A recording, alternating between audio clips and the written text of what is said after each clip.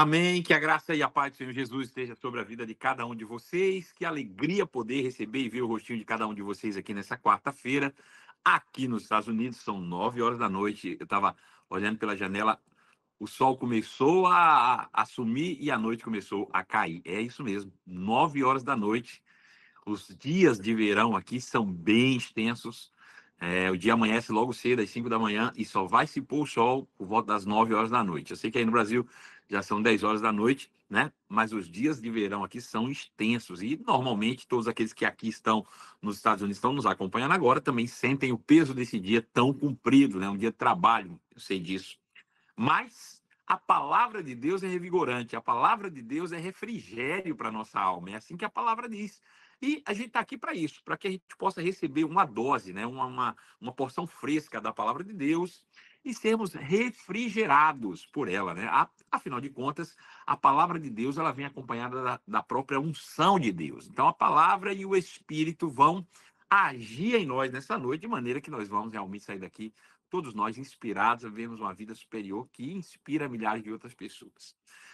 Bom, para mim, uma grande alegria, uma honra para você que está chegando aqui, está acompanhando pela primeira vez o nosso culto. Todas as quartas-feiras nós temos esse culto, que nós chamamos culto da família, que foi inspirado pelo próprio Deus, né? Através do João Paulo, através da Juliana, que são filhos queridos do coração, que entrou em contato conosco, comigo, com Kátia, e nós assumimos, abraçamos, e cada um daqueles que aqui já estão há algumas semanas nos acompanhando, alguns meses até, né, fazem parte dessa história. É algo que pode parecer pequeno nesse momento, mas que tem crescido gradativamente, tem alcançado pessoas, tem alcançado corações, e o objetivo nosso é esse, é inspirar pessoas, é levar a palavra de Deus de maneira que possa trazer instruções claras para um viver santo, para um viver puro, para um viver que possa levar você mais perto do seu Criador ou mais parecido com Ele possível, né? Então, para a gente é uma grande honra poder receber todos vocês aqui e quero deixar livre para vocês compartilharem com quem vocês quiserem, caso vocês queiram, não tem problema nenhum, né? Nós estamos aqui anunciando a palavra de Deus, não outra coisa. Então, as pessoas que desejam ouvir essa palavra, que têm o coração inclinado para o conhecimento de Deus e do nosso Senhor Jesus Cristo, chegou ao lugar certo e você pode realmente compartilhar com as pessoas que você ama, com as pessoas que você sabe que precisam ouvir uma palavra revelada do coração de Deus para o coração daqueles que aqui abrem seu coração para receber essa palavra, né? Nós estamos inseridos no contexto da segunda carta do apóstolo Pedro, né? E eu tenho me esmerado a cada dia a mergulhar cada vez mais no entendimento, na clareza, nas nuances, por menores que sejam dessa carta, que possa nos trazer inspiração para que a gente viva uma vida realmente superior à vida comum do dia a dia e que possa essa vida servir de inspiração para milhares de outras pessoas. Essa é a ideia de Deus, né, para toda a raça humana, é que a gente possa, pela palavra de Deus, viver uma vida superior que inspire outras pessoas, né? Esse é o maior marketing de rede que você já teve ou já tomou conhecimento da história. Há 2.000 anos começou e não para, né? Só cresce, quase 2.000 anos aí. Mas só cresce, só se multiplica o número de membros, de discípulos, e vai se multiplicando cada vez mais, até que culminará na volta do nosso Senhor Jesus Cristo. Então eu quero convidar você, nessa noite, a abrir sua Bíblia mais uma vez na segunda carta do apóstolo Pedro, no capítulo de número 1, e nós vamos ler a partir do versículo de número 5. Por favor, abra lá, segunda carta do apóstolo Pedro, no capítulo de número 1, versículo de número 5. Por favor, abra aí sua Bíblia eletrônica, sua Bíblia de papel. Se você não tem condição nesse momento nem de abrir uma Bíblia eletrônica e nem de abrir uma Bíblia de papel, faça um compromisso consigo mesmo de ouvir atentamente a palavra de Deus, para que essa palavra possa encontrar lugar em seu coração e, através dessa palavra, você possa ser inspirado a viver uma vida superior, né? Como eu falei aqui, uma vida que possa inspirar a milhares de outras pessoas. Bom, diz assim a palavra do Senhor, segunda carta de Pedro, capítulo de número 1, verso de número 5. Por isso mesmo, empenhe-se para acrescentar à sua fé a virtude, e à virtude o conhecimento, e ao conhecimento o domínio próprio, e ao domínio próprio a perseverança, e à perseverança a piedade, e a piedade a fraternidade, e à fraternidade o amor. Porque se essas qualidades existirem e estiverem crescendo na sua vida, essas qualidades impedirão de vocês, no pleno conhecimento do nosso Senhor Jesus Cristo, sejam inoperantes improdutivos. Todavia, se alguém não as tem, se alguém não tem tais qualidades, ou mesmo que as tenha, não estejam crescendo na sua própria vida, né? Está cego, é isso que a Bíblia diz. Só vê o que está perto, esquecendo-se da purificação dos seus antigos pecados. Bom, é esse texto que nós estamos inseridos, a gente começou um pouco antes, desde o versículo 3, nós avançamos um pouco mais. Na semana passada nós vimos o versículo 5 e hoje nós vamos estacionar um pouquinho no versículo 6. Eu sei que pode parecer repetitivo, mas acredite, esse texto é rico, esse texto é maravilhoso, esse texto vai abrir a sua mente e vai dar para você uma dimensão real do reino de Deus, de maneira que você pode, de maneira prática, abraçar essas verdades e viver uma vida que agrada a Deus, uma vida realmente que vai trazer para você prazer em estar vivendo essa vida, tá bom? Então veja, em outra versão ainda quero ler, eu quero estacionar no versículo que nós estamos focados hoje. Ele diz assim na versão revista e atualizada: por isso mesmo, vocês que aqui estão me ouvindo, reunindo toda a vossa diligência, ou diligentemente, ou com toda a sua tenacidade, com toda a sua, com todo o seu foco, você deve associar a sua fé à virtude, e com a virtude, associar o conhecimento, e com o conhecimento, o domínio próprio, com o domínio próprio, a perseverança, e com a perseverança, a piedade.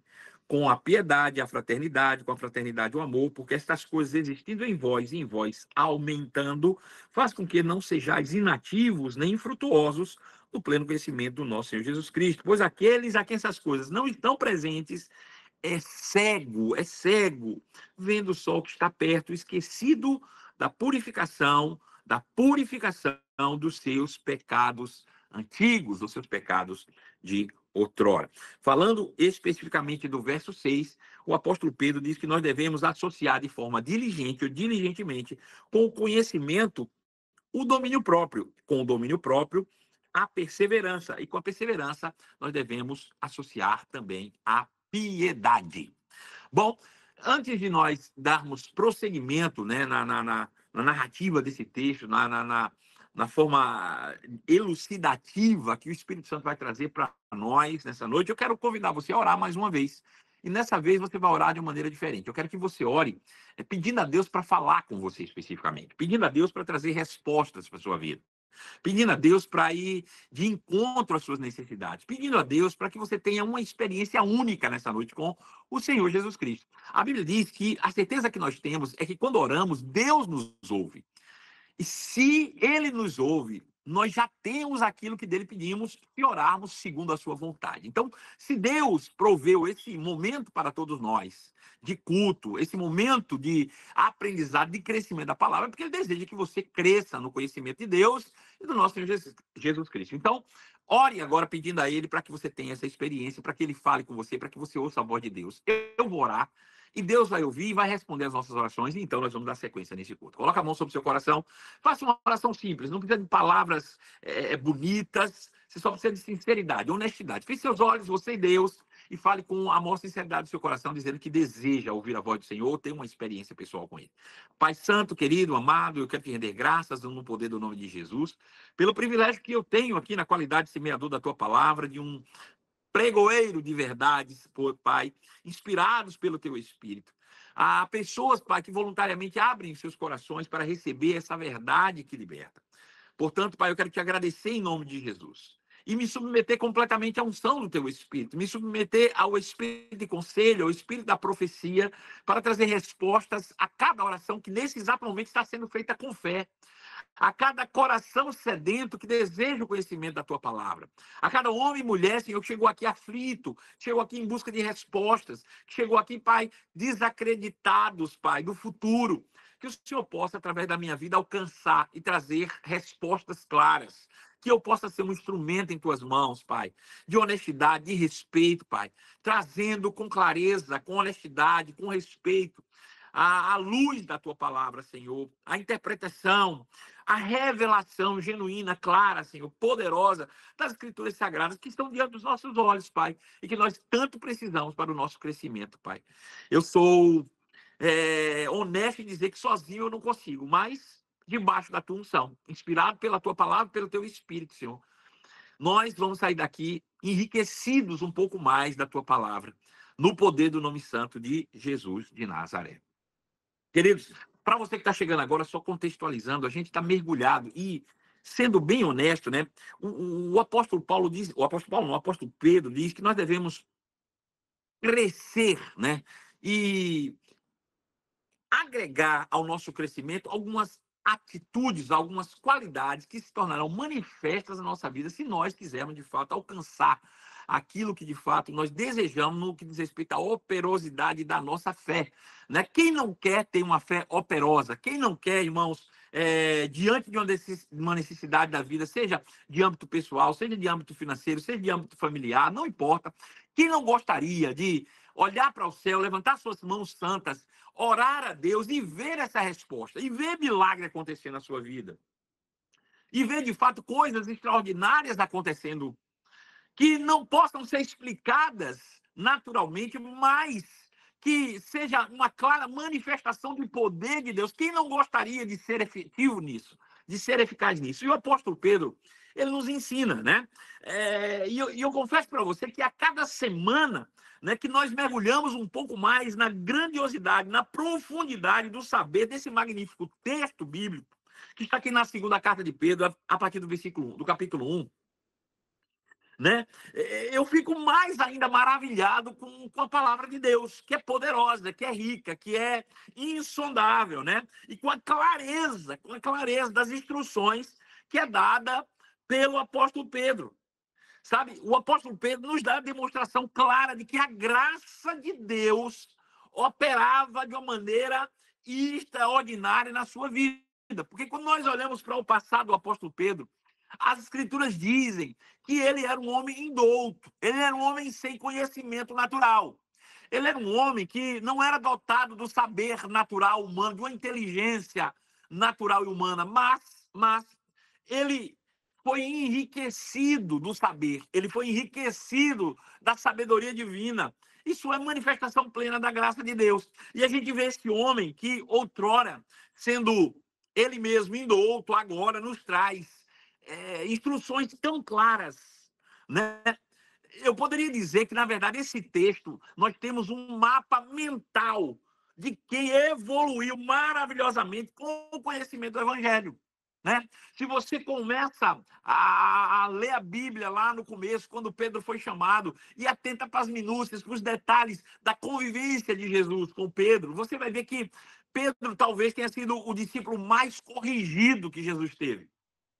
Apesar de que ele era também, talvez, o mais determinado a fazer a vontade de Deus. Mas a sua natureza humana tornava ele, de uma maneira tão clara, um homem sanguíneo, muitas vezes, que era afoito em determinados momentos e covarde em outros. Que não tinha um conhecimento tão claro e que era facilmente influenciável. E a gente vê aqui, na sua segunda carta, Pedro, já um homem velho, Pedro, já um homem vivido e experiente, nos dando instruções tão claras, que eu considero isso tudo, esse texto, como um mapa mental de quem evoluiu de uma maneira maravilhosa com conhecimento do Evangelho. E é o que nós desejamos o crescimento. E eu acho interessante porque as pessoas que buscam esse conhecimento, que desejam crescer, que desejam evoluir como seres humanos, como empresários, como pais de família, como profissionais, não importa. Mas as pessoas que desejam naturalmente crescimento, elas buscam conhecimento. Elas buscam esse conhecimento. Seja de uma forma ou de outra, elas estão a cada dia buscando conhecimento. Né? E a gente vê que Pedro, né, teve esse desenvolvimento durante a sua jornada terrena, irmãos, ao ponto de nos mostrar com clareza, detalhes aqui, instruções que podem nos levar, de fato, a um lugar desejável. Ou seja, Pedro nos dá o caminho das pedras. Irmãos, é isso que eu tenho atentado para esse texto todos os dias. Pedro nos dá o caminho das pedras. Caminho esse que ele mesmo trilhou por anos a fio. Pedro não está colocando aqui diante de nós algo que ele não viveu. É isso que as pessoas às vezes não entendem sobre o Evangelho. Sabe, quando eles olham para a Bíblia, e aí quando não vão para um extremo, vão para o outro. Algumas pessoas que não creem nas Escrituras Sagradas dizem, mas eu não creio na Bíblia porque a Bíblia foi escrita por homens. Sei lá se, porventura, os homens não alteraram a Bíblia. A Bíblia foi escrita por homens, como se a Bíblia tivesse sido escrita do fruto da imaginação de um homem. E a própria Bíblia diz que nenhuma escritura veio do próprio desejo humano, mas, ao contrário, foi inspirada por Deus. Ela foi inspirada por Deus a homens santos que viveram aquela verdade inspirada e então escreveram as suas experiências. O outro lado, o outro extremo desequilíbrio é pensar que a Bíblia foi psicografada, que Deus deu a Pedro as instruções, Pedro fechou, vamos escrever aqui, e foi psicografando a Bíblia. Não, queridos, Deus inspirou homens como Pedro, como Paulo, como João e tantos outros escritores bíblicos, né? Judas e por aí vai. Deus inspirou esses homens primeiro a viver aquelas verdades, e então verdades vividas viraram uma forma de pensamento, de uma forma de vida, uma cosmovisão, a qual foi transcrita nas cartas que foram escritas do Novo Testamento. Então, acredite, por exemplo, o apóstolo Paulo, né, que é responsável por mais de 50% do Novo Testamento, escrito ali, é quem fundamenta a base legal da nova aliança. Primeiro ele viveu isso, primeiro ele experimentou. Veja que Deus o inspirou pelo Espírito a viver essas verdades. Uma vez vividas tais verdades e a sua vida tendo sido transformadas por elas, então ele compartilha para que o seu compartilhar possa inspirar a nossa vida. E acredite, o apóstolo Paulo, através da sua vida, inspirou a milhões ou bilhões de pessoas durante toda a existência, desde da sua morte até hoje. Todos os domingos, pessoas sobem aos púlpitos das igrejas para pregar sobre Paulo, para pregar sobre o que Paulo escreveu, né? Para pregar sobre o que Pedro falou, sobre o que João falou. Foram homens que viveram quase 2000 anos atrás, mas sua vida foi relevante, inspirada por Deus. E então a inspiração virou ação, e essa ação virou vida, e essa vida virou escritos, sabe? E agora o apóstolo Pedro, mediante tudo que ele viveu, ele que era tão indouto, inculto, talvez, bruto, vamos colocar dessa maneira, sabe? Obstinado quantas vezes, cabeça dura outras tantas. Ele chega no final da sua vida e diz, olha, deixa eu dar conselho para vocês. Eu quebrei a minha cabeça durante anos a fio, mas eu aprendi, sabe? Eu fui inspirado pelo Espírito de Deus a viver uma vida de uma determinada forma, e isso impediu de que eu fosse infrutífero, sabe? E aqui está o fruto, 2 cartas maravilhosas, o mínimo, um evangelho completo. Então isso é fruto. A história de Pedro é fruto. Fruto do que ele foi inspirado por Deus, do seu crescimento, da sua devoção a Deus. E ele nos mostra, nos dá o caminho das pedras, caminho que fora trilhado por ele mesmo durante anos. E o levou até os seus últimos dias de vida, impedindo que ele fosse inoperante, né? E, obviamente, isso vai nos dar o mesmo patamar. Ele nos deu, de fato, um plano de ação completo, né? Um projeto de vida para que tenhamos sucesso com Deus. Eu quero que você pegue isso aqui, veja. Quando eu leio essas cartas, irmãos, quando eu leio o Evangelho, quando eu leio a Nova Aliança, eu não estou falando das fábulas judaicas, deixa elas lá por enquanto no Antigo Testamento. Vamos colocar nossos olhos sobre as cartas neotestamentárias, Nova Aliança. Sabe, quando eu olho para essas cartas, eu tenho diante de mim um plano de ação infalível. Sabe, quantos de nós, nos finais de anos, nos debruçamos sobre mesa, papel, talvez um computador, um tablet, e fazemos um plano de ação para aquele ano, né? Metas colocamos lá e fazemos, e muitos abandonamos pelo caminho, mas muitos até se dedicam, sabe, a buscar aqueles resultados a qualquer custo, porque criaram uma expectativa, colocaram metas para a sua vida e não vão desistir até que essas metas se cumpram. Deixa eu te dizer, o Evangelho é isso. O Evangelho é para que nós coloquemos diante de nós, sabe, textos como esse aqui do apóstolo Pedro, é para ser grifado, é para ser copiado à mão, é para ser colocado na parede, queridos, é para a gente acordar pela manhã e dizer, poxa, é aquilo ali. É aquilo ali que eu tenho que fazer, é aquilo ali que eu tenho que agir, daquela forma que eu tenho que me comportar. Ele vai nos mostrando esse mapa mental. Ele nos dá um plano de ação completo. Um projeto de vida para uma vida de sucesso com Deus. Agora veja, quando eu estou falando que Pedro aqui nos traz um projeto de vida para que nós tenhamos sucesso com Deus, eu não estou aqui afirmando que você vai ser milionário, por exemplo, se essa não for a vontade de Deus para a sua vida. Pode ser que seja. Deus não tem problema com que você seja milionário, mas talvez não seja, e nem por isso você vai deixar de ter sucesso, vai ter menos sucesso que quem teve mais dinheiro. Eu quero que você se lembre que quem está descrevendo isso aqui é um homem que teve sucesso, teve relevância ao ponto de hoje, quase 2000 anos depois, estamos nós aqui debruçados sobre suas ideias. No entanto, esse mesmo homem morreu crucificado, de cabeça para baixo, porque disse que não era digno. Não se sentia digno de ser crucificado como seu Senhor. Mas certamente, após a sua morte terrena, ele encontrou um lugar de descanso em Deus. Hoje, certamente, Pedro está sendo lá no céu, ladeado pelo próprio Deus em todo o tempo. Agora, ele alcançou o sucesso. E o que é o sucesso? O cumprimento do seu propósito. O cumprimento do seu propósito.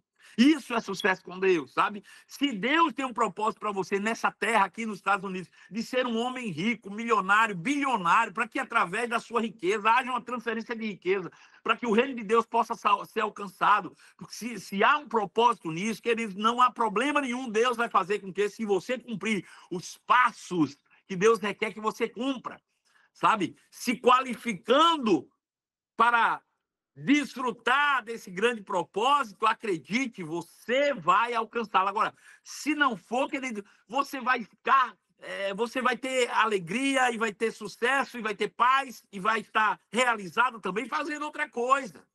Acredite.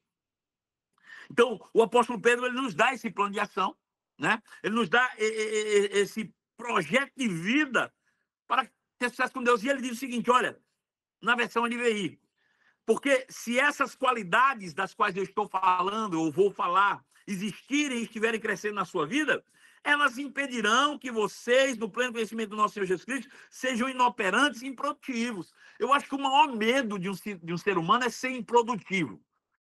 É ser um ninguém, é ser um nada, sabe? Eu gosto de olhar para o evangelho de forma geral, para a igreja de Jesus na terra de forma geral, como uma forma de tirar pessoas do anonimato, por exemplo. Tinha pessoas, irmãos, que fora da igreja eram nada, eram ninguém. Sabe, não tinham relevância alguma, não existiam. Eram apenas números no IBGE. Mas eles se converteram.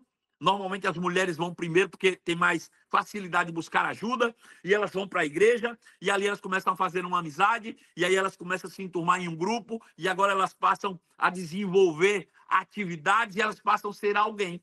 E aí, daí a pouco, mesmo que o marido esteja no mundo, esteja na bebida, aqui acolá ele vai no culto, e um dia ele aceita Jesus, e ali ele se derrama em lágrimas, ele chora, e aí larga a bebida. Veja que trabalho excepcional tem a igreja, a relevância disso. E agora ele se associa com o irmão, e o irmão chama ele para trabalhar junto, e agora ele cresce, e agora ele vai...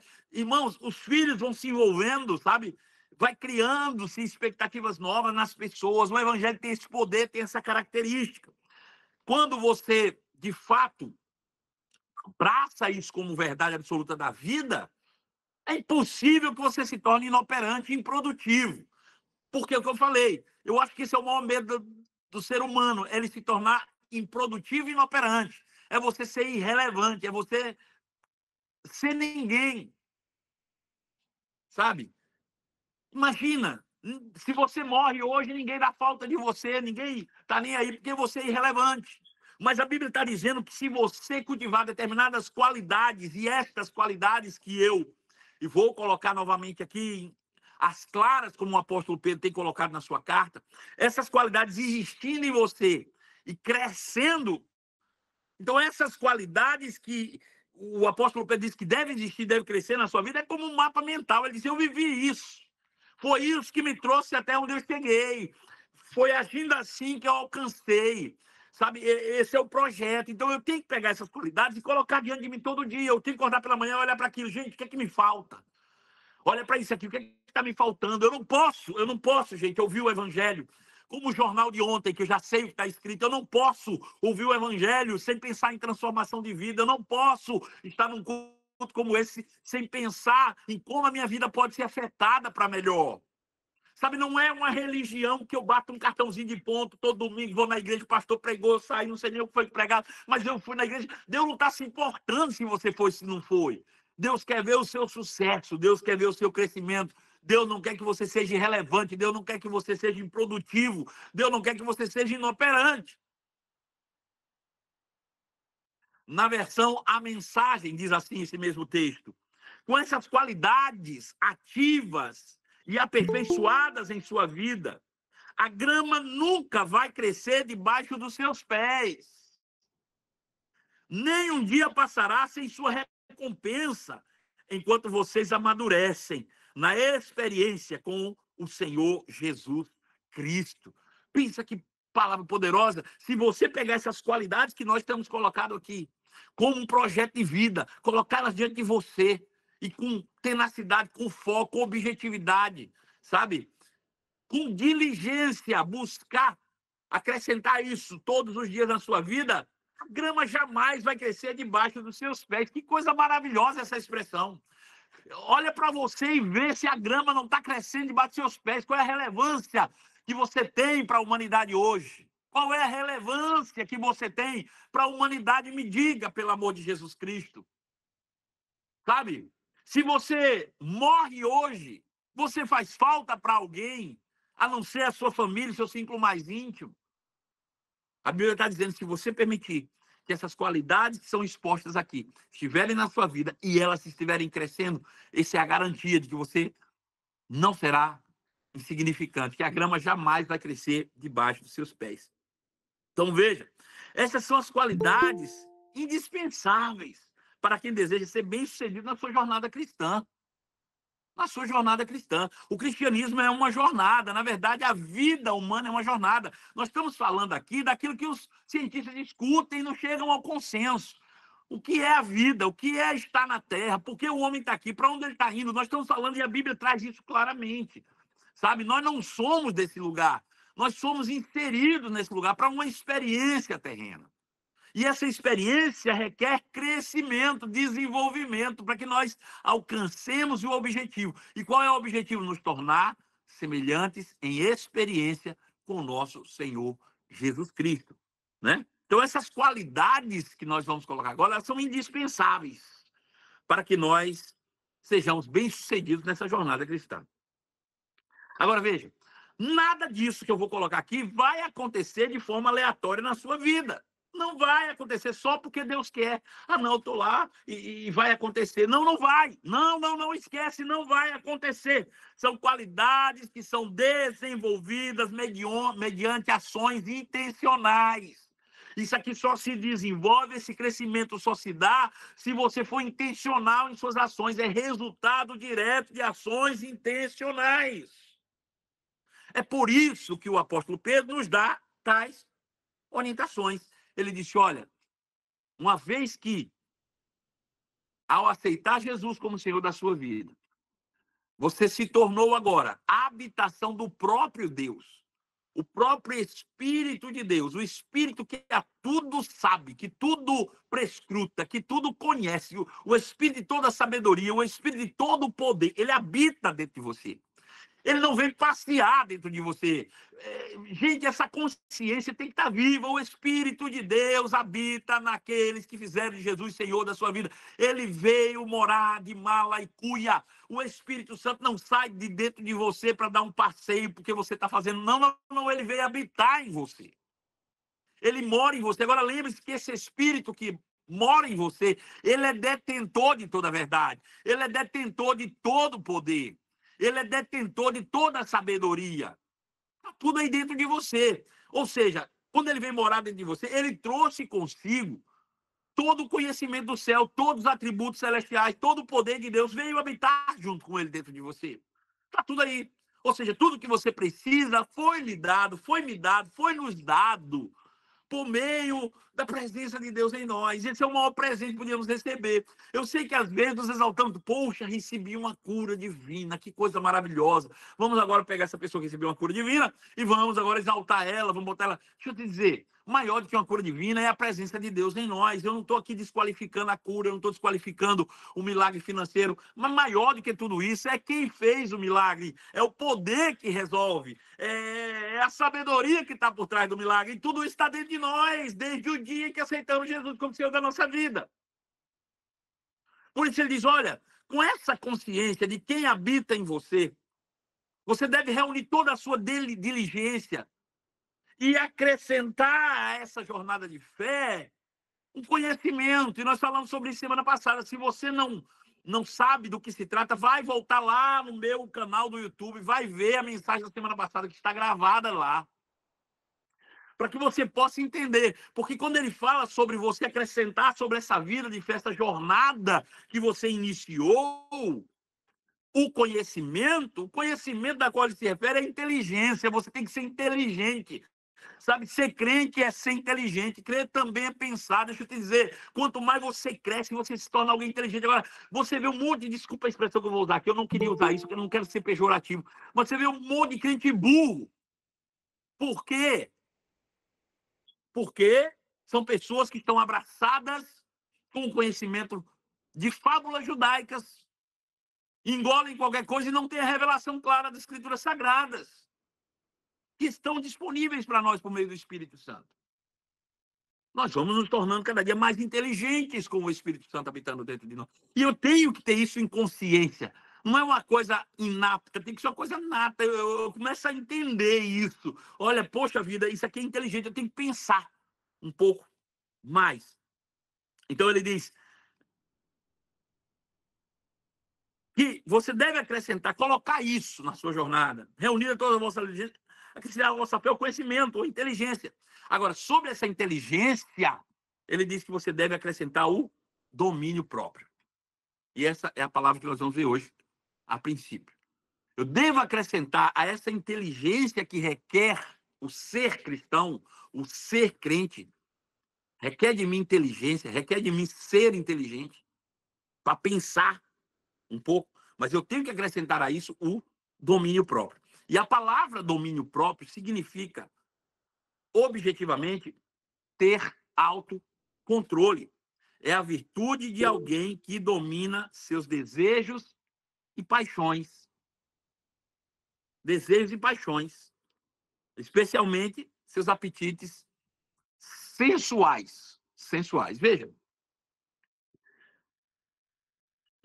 eu falava sobre isso semana passada. Nós somos seres espirituais criados à imagem e semelhança de Deus. Originalmente, fomos criados para sermos inspirados pelo próprio Deus, ou pelas palavras que saíam da sua boca. Que hoje essas palavras são representadas pelas escrituras sagradas, que estão escritas diante de nós. Então, nós somos criados originalmente para sermos inspirados pela palavra de Deus. Se Deus diz, faz isso, então essa inspiração chega ao meu espírito, sobe para a minha mente, faz sentido, eu começo a pensar sobre isso de uma forma inteligente. E essa inspiração que veio da parte de Deus, da sua palavra, diz, rapaz, é mesmo, eu devia agir assim. E aí isso vai gerar impulsos elétricos que vai virar um comportamento. Agora, se fosse simples, a gente, todo mundo agia. A questão é que, ao passo que nós devemos, a cada dia, ser influenciados e inspirados pela palavra de Deus, para que isso gere um comportamento, nós somos bombardeados diariamente pelos sentidos. E esses sentidos vão estartar gatilhos de toda sorte que você possa imaginar, de experiências passadas que são nocivas nas nossas vidas. Não se engane, não existe perfeito, queridos, a não ser Jesus Cristo de Nazaré que passou por aqui. Do contrário, todos nós que somos cristãos erramos e podemos errar. É por isso que a Bíblia diz que nós não devemos condenar e julgar os irmãos. Por quê? Porque nós também passamos pelas mesmas circunstâncias. A diferença é que uns se tornam visíveis e outros não. Tem pessoas que podem passar uma vida inteira escondendo, né? Mas todos nós somos cotidianamente bombardeados por sentimentos que são nocivos à nossa vida. São desejos, apetites sensuais de toda sorte que você possa imaginar, que vão destruir gradativamente a nossa vida e que nós devemos, de fato, lutar contra isso todos os dias. A gente deve lutar contra isso. E a forma de vencer essas apetites sexuais, esses desejos que são, segundo a carne, nocivos para a nossa vida, a única forma que nós temos é exercendo o domínio próprio. Exercendo o domínio próprio, ou seja, o autocontrole. É fácil? Não. Não. Não. Não é fácil. Não é fácil para mim, querido, não é fácil para você, não é fácil para ninguém. Todos nós somos bombardeados. Haja vista você pensar que Jesus também foi tentado. Ou seja, ele foi bombardeado em suas necessidades sensoriais ou sensuais. Ou seja, não se engane. A Bíblia diz que quando Jesus no deserto teve fome, o diabo se aproveitou. O que significa? Que a fome era um aspecto de uma necessidade sensorial ou sensual. E quando ele teve fome, o diabo se aproximou dele e achou uma oportunidade de dizer assim, poxa, tu não é filho de Deus, cara? Então, usa o poder em benefício próprio. Pense em você antes de pensar nos outros. Transforma essa pedra em pão, mata a tua fome. Mas Jesus, pela palavra, exercendo então domínio próprio, autocontrole, ele disse, cara, eu não vou morrer de fome. Eu não vou, a Bíblia diz que o Pai me sustentará. Então, nem só de pão viverá o homem, mas de toda palavra que sai da boca de Deus. Quando nós não exercemos esse controle, quando nós não exercemos o domínio próprio, quando nós não conseguimos exercer esse autocontrole mesmo, essa virtude, né, que domina os desejos e paixões, querido, a gente cai no pecado. Como eu já caí, como você já caiu, como qualquer um de nós pode cair. Agora, a Bíblia, por outro lado, diz, cara, fica tranquilo, isso é uma jornada de crescimento, sabe? Talvez existam coisas na sua vida que sejam mais fáceis de exercer um domínio próprio, e outras são resultados de experiências traumáticas do teu passado, talvez, que exerceu uma forte pressão emocional, que ficou isso encravado no teu interior ali, como um eco, gritando, e todas as vezes que você está em determinada situação, você é, de fato, como é que eu vou dizer?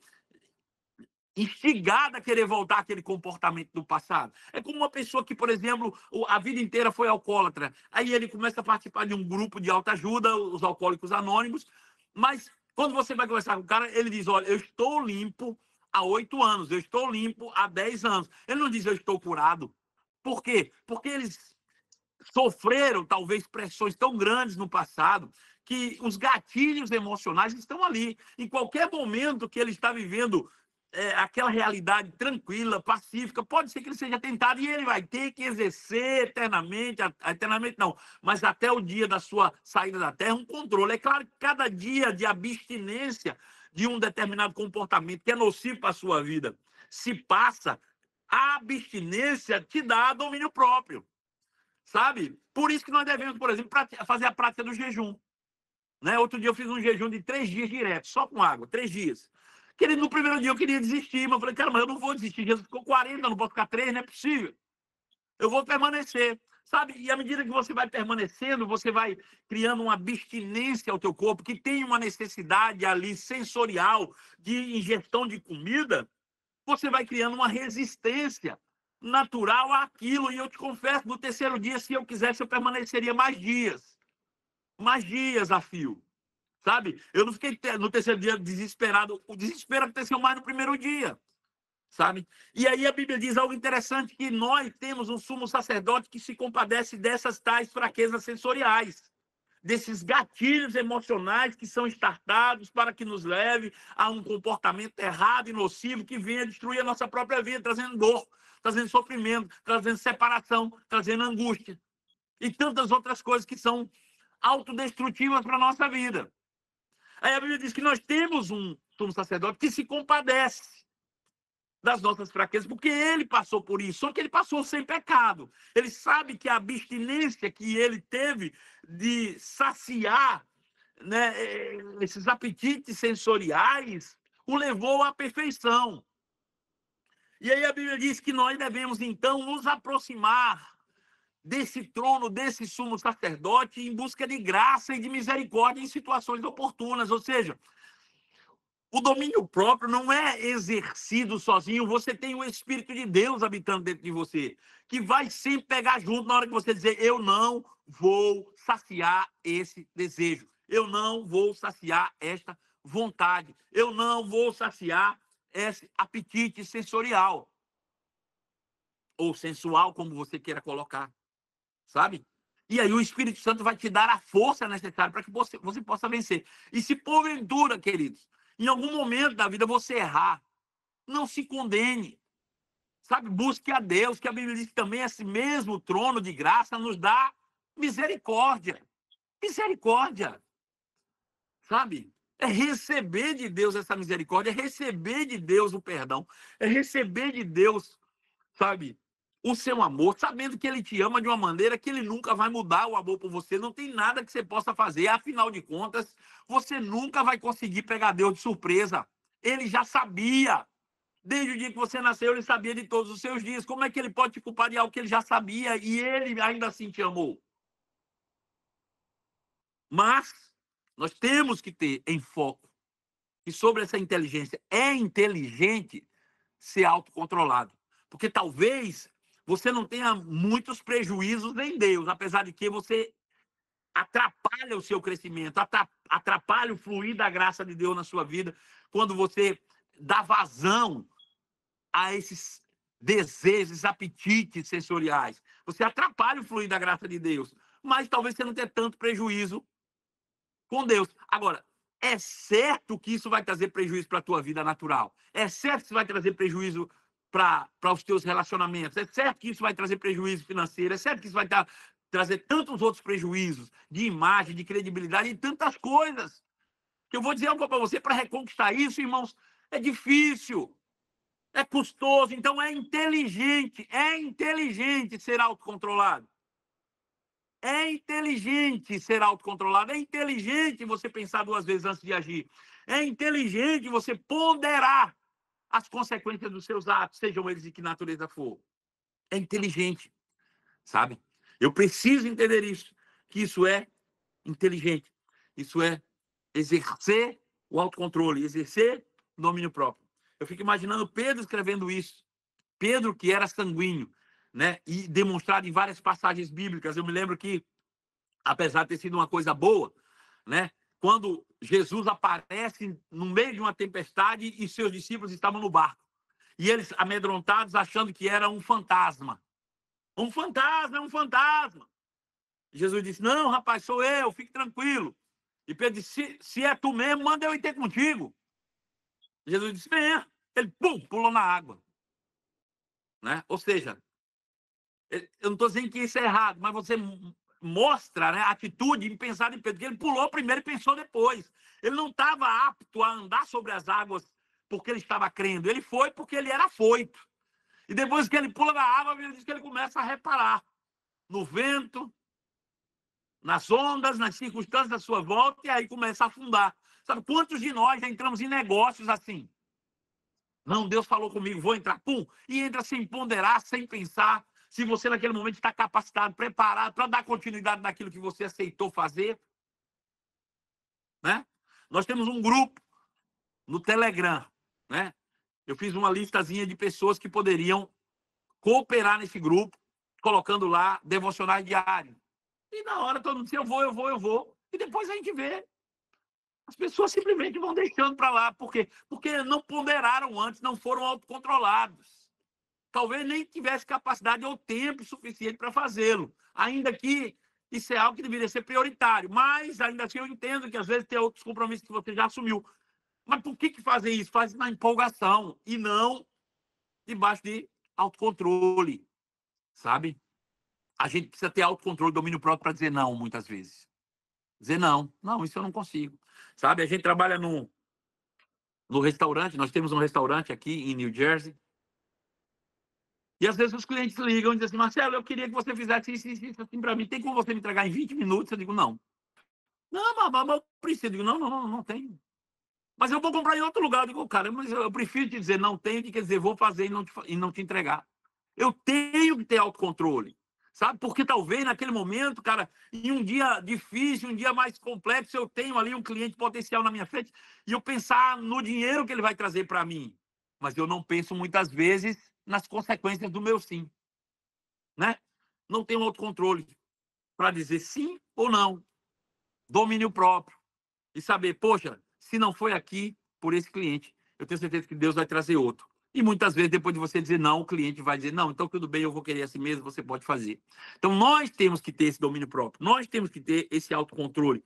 Isso é uma virtude de alguém que domina seus desejos, suas paixões, seus medos, seus apetites sensoriais ou sensuais. Então, nós precisamos entender isso. Estamos nessa jornada. Já temos aqui 50, quase 50 minutos de ministração. E nós não passamos ainda nem desse versículo, porque ele fala sobre domínio próprio. E a esse domínio próprio, nós precisamos acrescentar perseverança, que é outro aspecto que dá mais 50 minutos. Eu poderia entrar aqui na perseverança hoje, mas nós vamos extrapolar o nosso horário e eu não quero, né? Até porque tem pessoas que aí no Brasil já estão dar 11 horas da noite, precisam dormir e descansar, porque amanhã é dia de trabalho. Mas só perseverança dá mais 50 minutos. Porque tem muita gente que até começa bem, irmãos. Eu tive um pastor há muitos anos atrás, que ele dizia assim: o brasileiro é excelente de iniciativa, mas é péssimo de acabativa. Eu sei que essa palavra não existe, acabativa, mas se existisse, ela diria exatamente aquilo que eu quero dizer agora. As pessoas são rápidas muitas vezes em começar, mas não perseveram, desistem pelo caminho, sabe? Vão abandonando as suas ideias iniciais, seus comportamentos iniciais e vão fazendo outras coisas aleatórias na expectativa de que isso traga resultado. E só perseverança de maneira intencional pode, de fato, trazer resultados que são palpáveis para a sua vida, tornando você pessoas que não são inoperantes. Eu quero encerrar fazendo menção dessas palavras aqui. Se você tiver a qualidade do autocontrole sobre a sua vida, e que é uma atitude inteligente a se tomar, se você tiver domínio próprio, autocontrole, essa qualidade ativa em você e aperfeiçoada em sua vida, a grama nunca vai crescer debaixo dos seus pés. Nem um dia passará sem sua recompensa, enquanto vocês amadurecem na experiência com o Senhor Jesus Cristo, né? É isso que eu desejo a você. Que você seja produtivo, que você seja operante nas coisas de Deus, que você possa desfrutar com muita graça, né, de virtudes, de poder, de manifestações, de milagres, de suprimento em todas as áreas da sua vida, porque para isso você foi comprado por um alto preço pelo nosso Senhor Jesus Cristo. Curva sua cabeça agora, feche seus olhos e vamos orar, agradecendo a Deus e pedindo ao Senhor que traga clareza ao nosso coração acerca dessa palavra. Pai amado, eu quero te render graças em nome de Jesus por toda a sua bondade e amor. Eu quero lhe agradecer pela inspiração dessa palavra. Eu quero agradecer pelo apóstolo Pedro, Senhor, que teve a sua vida transformada pelo poder do Evangelho e pôde, Senhor, inspirado pelo teu Espírito, colocar em palavras escritas essa forma tão clara, Senhor, de planejamento de vida, mapa mental, que pode nos levar, de fato, ao sucesso em Deus. Eu te agradeço mais uma vez pela rica oportunidade. Quero te agradecer pela vida de cada um aqui, Senhor, e declarar sobre eles. Nenhum deles chegou aqui, Senhor, e vai sair daqui sem respostas. Eu declaro que milagres nesse exato momento comecem a se manifestar. Eu declaro portas abertas. Eu declaro contratos sendo firmados aqui. Eu declaro pessoas sendo completamente purificadas. Porque todos nós aqui nascemos de Deus. E se nascemos de Deus, aqueles que nasceram de Deus vencem o mundo. Como o Senhor inspirou o seu apóstolo Pedro, João a nos escrever. Todo aquele que é nascido de Deus vence o mundo. E essa é a vitória que vence o mundo da nossa fé. Então, e por meio da fé, Pai, nesse exato momento, que o Senhor seja a resposta sobre eles. Eu declaro a fé operante agora para milagres. Fé para milagres. Fé para milagre. Fé para milagre. Fé para milagre. Fé para milagre agora sendo liberada sobre a vida de cada um deles. Em nome de Jesus. Eu declaro cura nesse exato momento. Eu declaro, Senhor, em nome de Jesus Cristo de Nazaré. Eu declaro, Senhor, a tua boa mão operando sobre ele. Eu declaro filhos sendo restaurados aos pais, Pai. Eu declaro isso. Nenhum filho se perderá, Senhor, daqueles que confiarem em Ti e a Ti se entregarem, Pai, no poder do nome de Jesus. Eu vejo agora mães, às vezes, chorando pelos seus filhos. E eu declaro, Senhor, que esses filhos serão bênção do Senhor. É só uma fase, isso vai passar. Isso é só um tempo, tudo isso vai passar. Pois as sementes que foram plantadas germinarão e trarão frutos extraordinários no poder do nome de Jesus. E que a unção que está sobre a minha vida agora, Pai, seja sentida no coração de cada um deles, no poder do nome de Jesus. Amém, amém